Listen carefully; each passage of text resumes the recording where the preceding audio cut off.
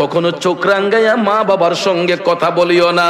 আর যার মা বাবা দুনিয়াতে নাই, তোমরা ওই মা বাবার কথা স্মরণ করে আমি আল্লাহর দরবারে ফরিয়াদ করো, ওয়া কুর রাব্বিরহামহুমা কামা রাব্বায়ানি সগীরা।